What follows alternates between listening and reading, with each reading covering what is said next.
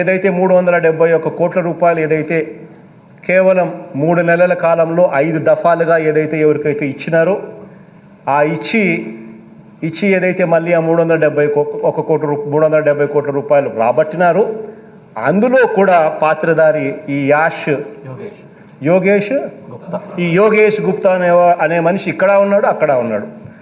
ఈ bogus generate చేయడము, తీసుకోవడము. సో ఇవన్నీ కూడా జరుగుతూ ఉన్న నేపథ్యంలో ఆధారాలతో సహా దొరికి ఉన్న నేపథ్యంలో ఇంత దారుణమైన తీవ్రమైన ప్రజల డబ్బును లూటీ చేస్తూ ఉన్న పరిస్థితులు కనపడతా ఉన్న నేపథ్యంలో ప్రజలందరికీ కూడా ఏ రకంగా ఈ రఘు అనే వ్యక్తి ఎవరు అధ్యక్ష? చంద్రబాబు నాయుడు రామోజీరావు గారి కొడుకు వియంకుడు. అంటే ఏ రకంగా వీళ్ళు ఒక పద్ధతి ప్రకారం ఒక దొంగల ముఠా కింద ఏర్పడి దోచుకో పంచుకో తినుకో అనే కార్యక్రమంలో ఏ రకంగా భాగస్వాములై ఏ రకంగా చేసినారు అనే దానికి ఆధారాలతో సహా ఇవన్నీ కూడా దొరికిన పరిస్థితులు కనిపిస్తూ ఉన్నాయి అధ్యక్ష. ఇవన్నీ కూడా సభ ద్వారా ప్రజలందరికీ కూడా తెలియాలి, ఎమ్మెల్యేలందరికీ కూడా తెలియాలి అని చెప్పి చాలా డీటెయిల్గా కూడా అమర్ కాసేపటి కిందట బాగా ఎక్స్ప్లెయిన్ చేస్తూ ఆధారాలన్నీ కూడా చూపిస్తూ ప్రజెంటేషన్ కూడా ఇచ్చాడు. మొన్న స్కిల్కి సంబంధించిన ఆ ప్రాజెక్టుకు సంబంధించి ఏ రకంగా 370 కోట్ల రూపాయలు దోచేశారు అని చెప్పి ఆ ప్రాజెక్టుకు సంబంధించి నేను కూడా ప్రజెంటేషన్ నేనే ఇచ్చినాను. ఇవన్నీ కూడా ప్రజలకు తెలియాలి. ఏ రకంగా ఇంతకు ముందు కూడా ఇదే బడ్జెట్, ఇదే రాష్ట్రం, అప్పులు కూడా అప్పుడు ప్రభుత్వం కన్నా ఇప్పుడు ప్రభుత్వంలో అప్పుల గ్రోత్ రేట్ కూడా తక్కువ. మరి అలాంటప్పుడు ఇదే రాష్ట్రం, ఇదే బడ్జెట్లో ఈ ప్రభుత్వం ఏ రకంగా ప్రజలకు నేరుగా బటన్ నొక్కి డీబీటీ ద్వారా ప్రతి అక్క చెల్లెమ్మల ఖాతాల కుటుంబాలకి నేరుగా ఇప్పటికే ఈ 4 సంవత్సరాలకు కూడా గడవక మునిపే అక్షరాల 2 లక్షల కోట్ల రూపాయలు నేరుగా అక్క చెల్లెమ్మల ఖాతాలకి నేరుగా పంపించిన మన ప్రభుత్వం కనిపిస్తూ ఉంది.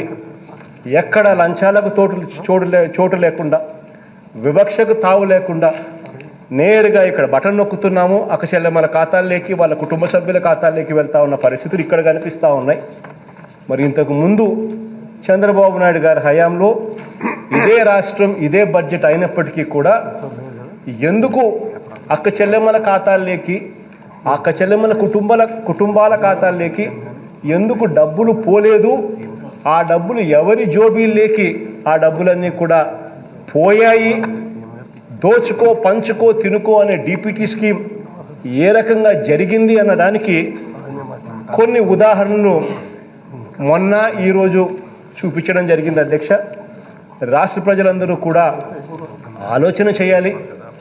ఏ రకంగా గత ప్రభుత్వం ఉండింది, ఏ రకంగా ఈ ప్రభుత్వంలో, మనందరి ప్రభుత్వంలో ఈరోజు ఏ రకంగా మార్పు జరుగుతూ ఉందన్నది ఆలోచన చేయాలని చెప్పి కోరుకుంటూ, రైట్ టు ఎడ్యుకేషన్ కాదు అధ్యక్ష, మేము ఇవాళ ఈ ఆంధ్ర రాష్ట్రంలో గర్వంగా చెప్తా ఉన్నాం, రైట్ టు ఇంగ్లీష్ ఎడ్యుకేషన్ అని చెప్పి మేము ఇస్తున్నాము అని చెప్పి కూడా గర్వంగా కూడా చెప్తా ఉన్నాం అధ్యక్ష. చేస్తూ ఉన్న ప్రతి కార్యక్రమం కూడా రెవల్యూషనరీగా చేస్తూ ఉన్నాం అధ్యక్ష. ఇంతకు ముందు ఎప్పుడూ కూడా కని విని ఎరగని రీతిలో చేస్తూ ఉన్నాం అధ్యక్ష. నాడు నేడు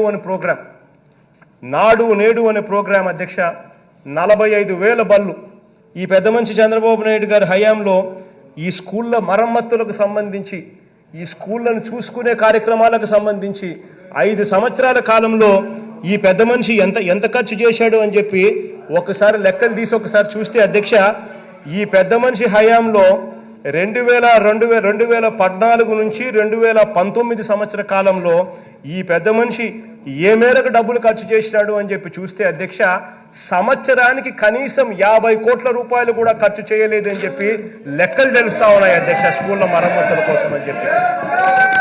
మన ప్రభుత్వం అధికారంలోకి వచ్చిన తర్వాత అధ్యక్ష 45,000 స్కూళ్లను 3 దఫాలుగా అధ్యక్ష 3 ఫేసెస్లో, ఫస్ట్ ఫేజ్లో 15,000 చిల్లర స్కూళ్లను అధ్యక్ష ఫస్ట్ ఫేజ్లో తీసుకోవడం జరిగింది.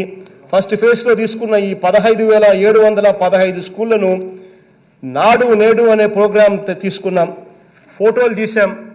ఈరోజు ఉన్న స్కూళ్ళ పరిస్థితులు ఏమిటి అని చెప్పి స్కూళ్ళ ఫోటోలు తీసి స్కూళ్ళ ఎదుటినే పెట్టమని చెప్పాం. దీన్ని జూన్ 1వ తారీఖు కల్లా దాదాపుగా 3,600 కోట్ల రూపాయలు కేటాయిస్తాం అధ్యక్ష దీళ్ళ కోసం అని చెప్పి.